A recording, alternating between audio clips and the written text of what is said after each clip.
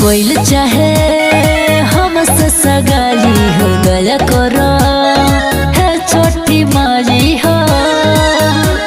अरे माई कोइल चाहे हमसे सगाई हो दया करो है छोटी माई हो। दहुरा सजाई के माथे दहुरा सजाई के माथे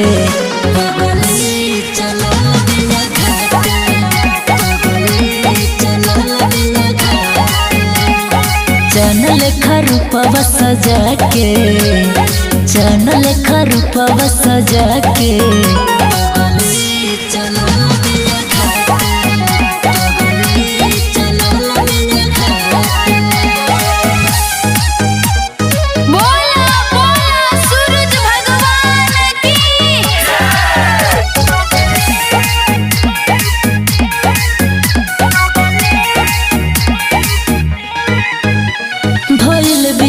कहगल रहतिया जहगल जहिया से जुड़ल बनाता हो।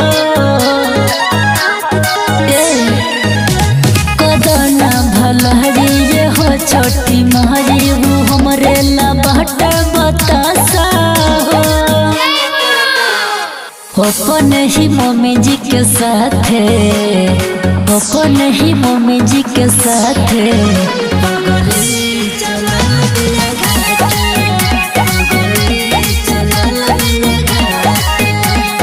चैनल रूपवा सजा के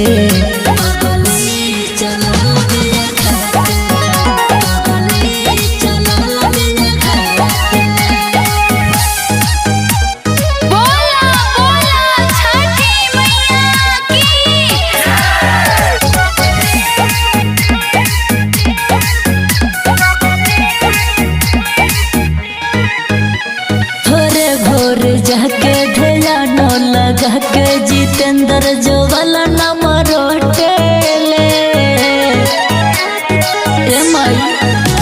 हिया ठीक नहरी सुनी महतारी पूजा करे में पीछे न होटेले। फोटो लेके छतिया से साटे फोटो लेके छतिया से साटे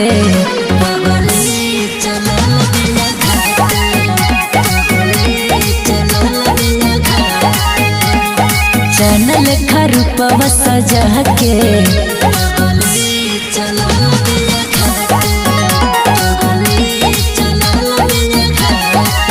mix by Mahakal recording studio Dudhahi Kushinagar.